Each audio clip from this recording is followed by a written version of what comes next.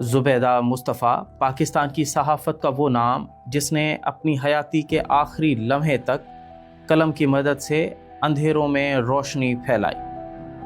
9 جولائی 2025 کو جب زبیدہ مصطفیٰ کے دماغ نے سوچنا بند کر دیا، لیکن علم و آگاہی سے بھرپور روشنی کا سفر ان کی زندگی کے بعد بھی جاری رہا۔ یہ ثوابی سے تعلق رکھنے والے 40 سالہ درویش خان ہیں جو اس وقت SIUT کراچی میں موجود ہیں، اور ان کو زبیدہ مصطفیٰ کی عطیہ کردہ ایک آنکھ لگی ہے۔ درویش خان 8ویں جماعت میں آنکھوں کے نور سے محروم ہو گئے تھے، اور اب یہ زبیدہ مصطفیٰ کی آنکھوں سے دوبارہ دیکھنے کے قابل بنے ہیں۔ اچانک جب اندھیرا ہو جائے تو اس میں، اور اچانک روشنی ہو جائے تو اس میں بڑا فرق ہے۔ تو یہ سمجھ لیں وہ عجیب اندھیرے سے روشنی کا جو سفر ہے بڑا زبردست، اب میں کیا بتاؤں کہ بڑا اچھا محسوس ہوتا ہے۔ میں اپنے والدین کے لیے اس لیے زیادہ ہوتا ہوں کہ یہ عمر ہے مجھے ان کی خدمت کرنے کی، نہ کہ ان کو میرا پوچھنے کی۔ ابھی جب وہ میرے پاس آتے ہیں، میرا پوچھتے ہیں یا مجھے ادھر ادھر لے کے جاتے ہیں، تو مجھے ایسا محسوس ہوتا تھا کہ ابھی ان کے بڑھاپے میں مجھے ان کا سہارا بننا چاہیے۔ تو میں یہ چاہتا ہوں کہ یہ وقت میرا ہے کہ میں ان کی خدمت کروں۔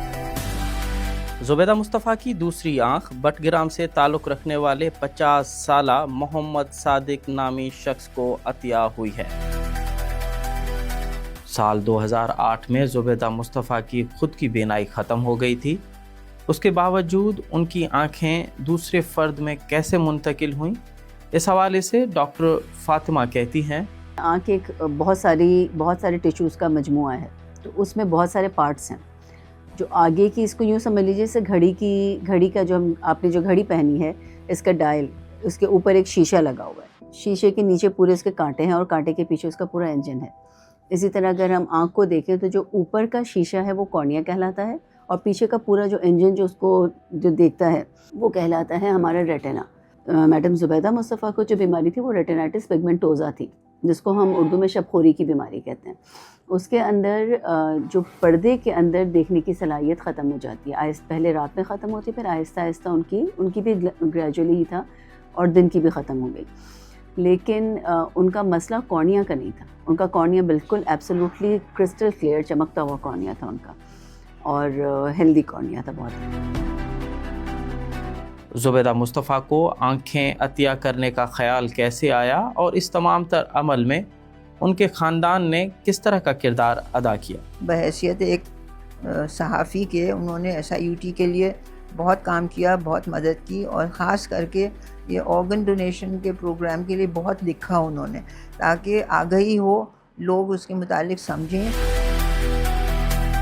پاکستان کے دیگر اداروں کی طرح SIUT میں بھی انسانی آرگنز عطیہ کیے جاتے ہیں۔ اس کا طریقہ کار بہت آسان ہے، لیکن اس عمل میں خاندان کی رضامندی ہونا بہت ضروری ہے۔ آرگن ڈونیشن کے لیے ہمارا پورا ڈپارٹمنٹ ہے، دیوان فاروق میں گراؤنڈ فلور پہ آفس ہے۔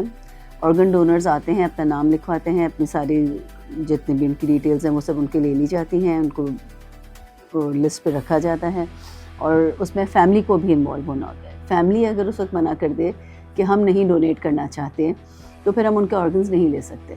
اس وقت بھی زبیدہ مصطفیٰ صاحبہ کی بہت خواہش تھی، لیکن یہ سارا ایکٹیو عمل ان کی فیملی نے، ان کی بہن نے، ان کی فیملی نے، ان کے بچوں نے کرایا۔ اب میری بہن تھیں، کیا میرے اوپر اثر نہیں تھا؟ ان کا بالکل تھا۔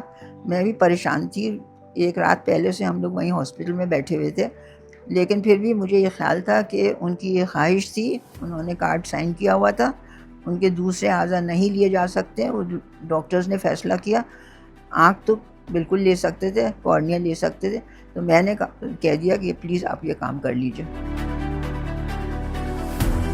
زبیدہ مصطفیٰ کے ساتھی اور دوست ان کے صحافتی اور ترقی پسند کام کے ساتھ آنکھیں عطیہ کرنے والے اس عمل کو انسانیت کے لیے عظیم کام قرار دے رہے ہیں۔ یہ بڑی پازیٹیو سوچ ہے، پروگریس سوچ ہے، اور جو زبیدہ کہتی تھی تھیوری میں، اسے انہوں نے عمل پیرا کر دیا۔ دیکھیے عبدالستار عیدی نے بھی اپنی آنکھیں دی تھی، ان کی وجہ سے ہم سب انسپائر ہوئے، ہم سب نے اپنے آپ کو ڈونر کے طور پہ SIUT میں رجسٹر کرایا۔ تو یہ بہت بڑی مثال ہے زبیدہ مصطفیٰ کی، عبدالستار عیدی کی، کہ انہوں نے इंसानियत के लिए अपने जिस्म को वक्फ किया। हर आदमी को, हर माकूल आदमी अगर अपने जिस्म को मरने के बाद दूसरे इंसानों के लिए वक्फ कर दे तो हमारे मुल्क में बहुत सारी बीमारियां कम हो सकती हैं। हमेशा ज़ुबैदा मुस्तफ़ा का नाम इस हवाले से ज़िंदा रहेगा।